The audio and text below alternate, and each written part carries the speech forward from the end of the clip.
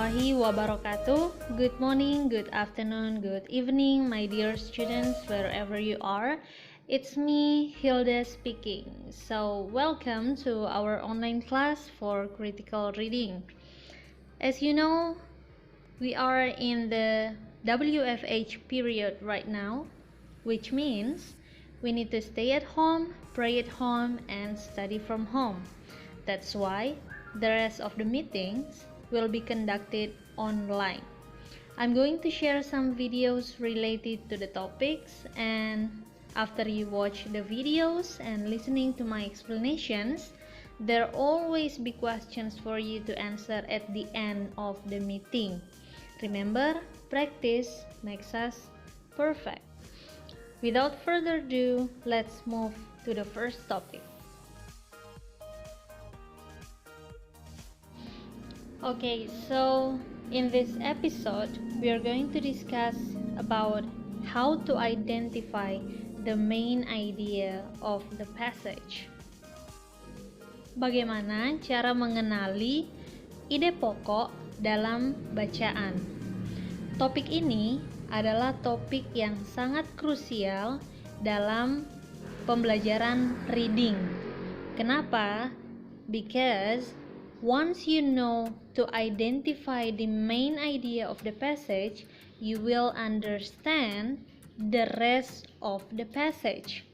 Ketika kalian telah mengetahui apa sih ide pokok dari suatu bacaan, maka bisa dipastikan kalian akan ngeh atau memahami isi bacaan, isi keseluruhan dari bacaan tersebut. Karena itulah how to identify the main idea of the passage is crucial.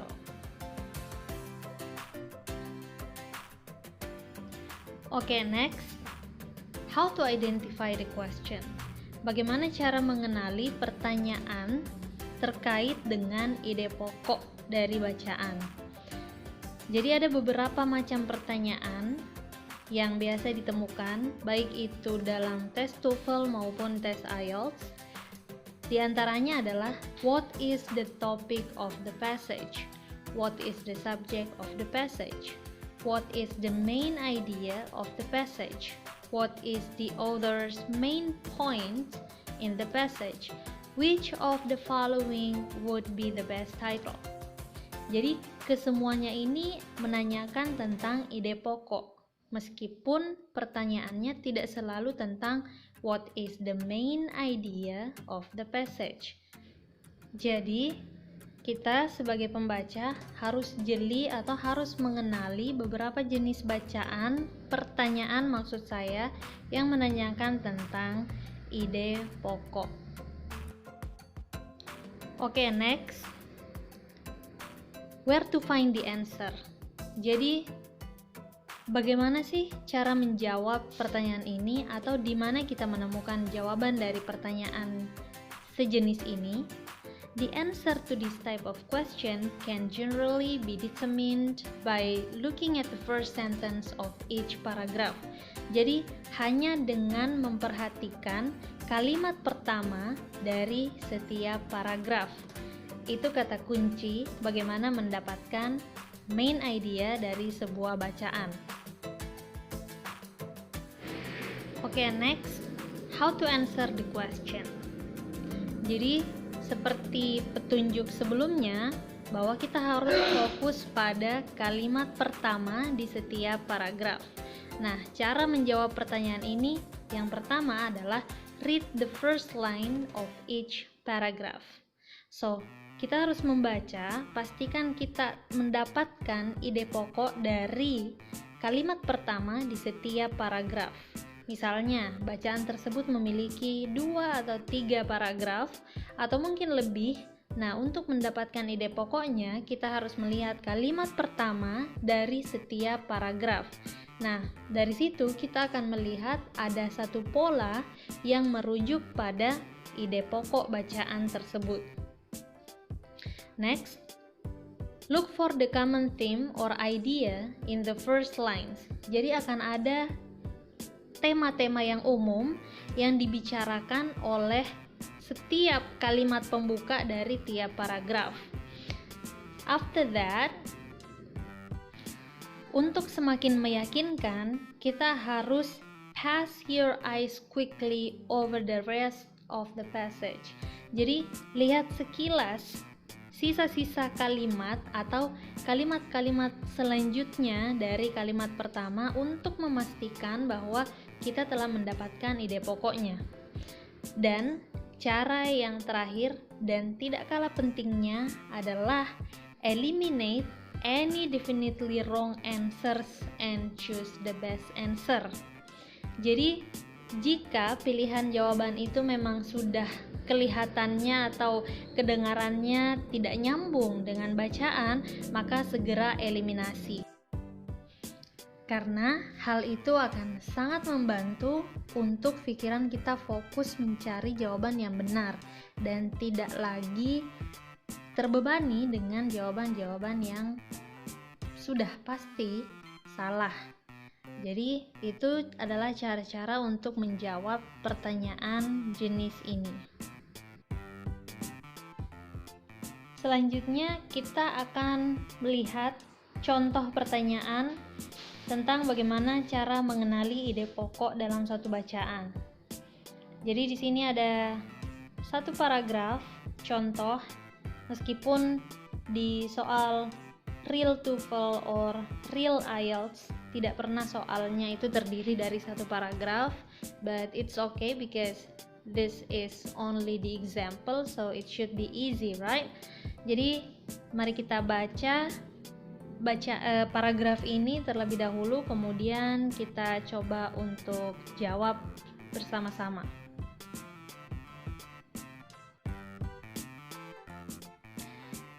Oke, jadi fokus ke kalimat pertama saja. Kalimat pertama dari paragraf ini. In the philosophy of John Dewey, a sharp distinction is made between intelligence and reasoning. So that's it. Itu adalah kalimat pertama dari paragraf ini.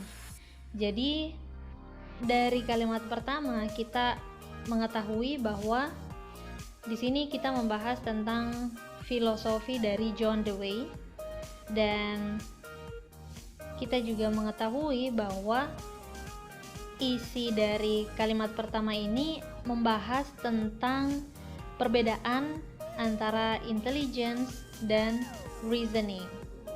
Oke, jadi setidaknya kita sudah tahu kalimat pertama dari paragraf ini, kemudian dia juga sudah bisa lah ya menarik inti atau ide-ide pokok dari bacaan ini.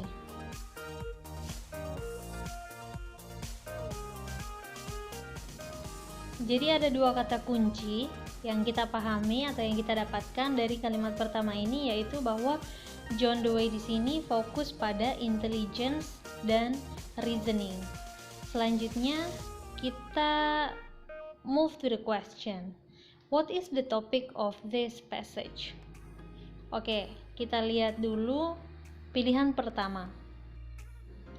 Pilihan pertama yaitu The Intelligence of John Dewey. Oke, sebenarnya ya ada betulnya juga sih ya, karena di kalimat pertama juga disebutkan bahwa dalam filosofi John Dewey ada a sharp distinction is made between intelligence and reasoning. Jelas ada kata intelligence di dalamnya. Tapi kita harus ingat bahwa ide pokok itu harus mencakup kesemuanya. Kalau hanya salah satunya, maka itu tidak lengkap, berarti tidak mencakup ide pokok, hanya sebahagian dari ide pokok. Karena itu bisa kita pastikan bahwa pilihan A, The Intelligence of John Dewey, adalah pilihan yang salah.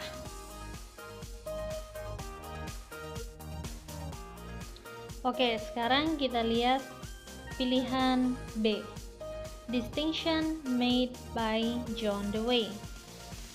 Again, jawaban ini bisa dipastikan salah karena perbedaan ini tidak dibuat oleh John Dewey, tapi perbedaan antara apa dan apa.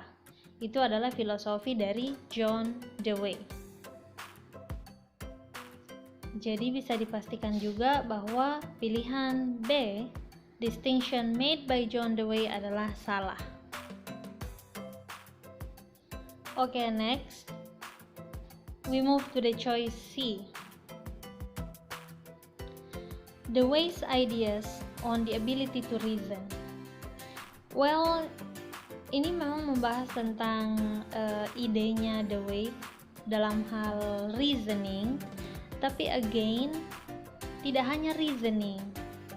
Jadi ini juga tidak lengkap. Hampir sama dengan choice A yang juga hanya membahas satu hal, yaitu the intelligence of John Dewey.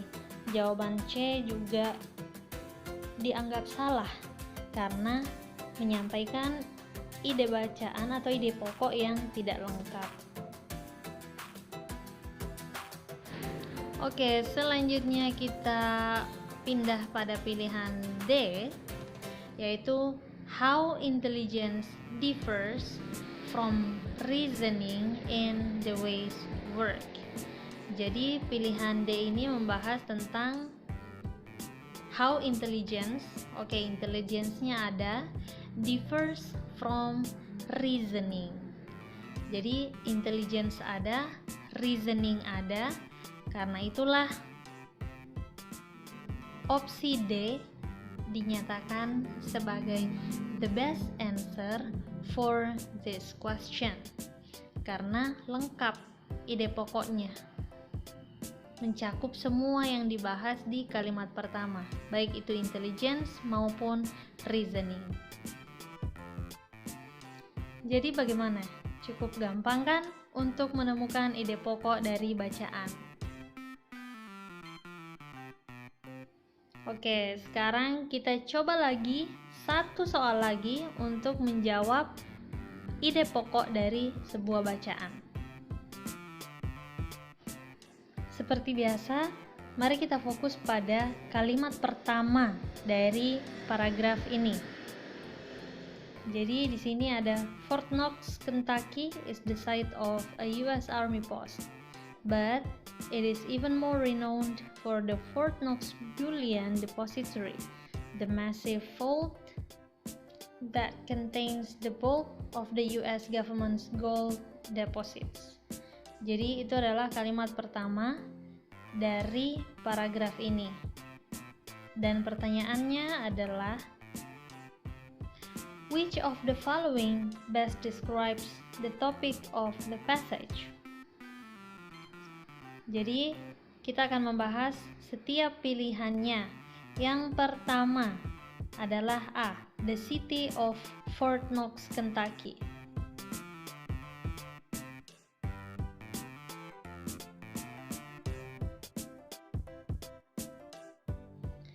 Apakah pilihan A adalah pilihan yang benar? Kalau dari bacaan, ya ada yang mengatakan, ada yang membahas Fort Knox, Kentucky. Namun untuk memastikan apakah pilihan A adalah jawaban yang benar atau salah, kita keep dulu. Kita akan membahas pilihan lainnya. Oke, sekarang kita pindah ke pilihan B, choice B, the Federal Gold Depository. Dalam bacaan juga dibahas tentang government's gold deposits. Jadi Fort Knox, Kentucky ini adalah salah satu tempat penyimpanan emas untuk pemerintah Amerika Serikat. Apakah benar atau salah? Kita keep dulu sambil kita cek pilihan selanjutnya.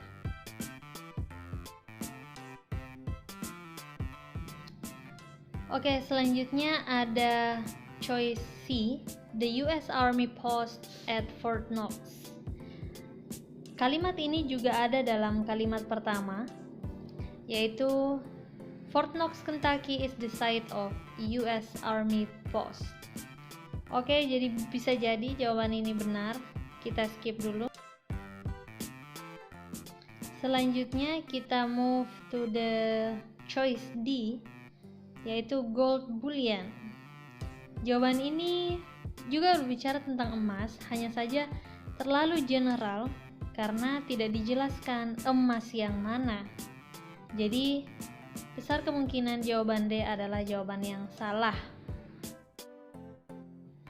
Jadi, di antara pilihan A, B, and C, kira-kira manakah jawaban yang paling benar? Nah, jawabannya adalah drum roll. Jawabannya adalah yes, jawabannya adalah B, the Federal Gold Depository. Jadi, di antara ketiga pilihan ini, A, B, and C, B adalah jawaban yang paling benar. Kenapa? Karena secara keseluruhan kalimat pertama dari paragraf ini membahas tentang government gold deposits. Jadi bisa kita lihat, Fort Knox, Kentucky is the site of a US Army post, but it is even more renowned for the Fort Knox Bullion Depository. Jadi lebih dikenal dengan sebagai tempat penyimpanan emas.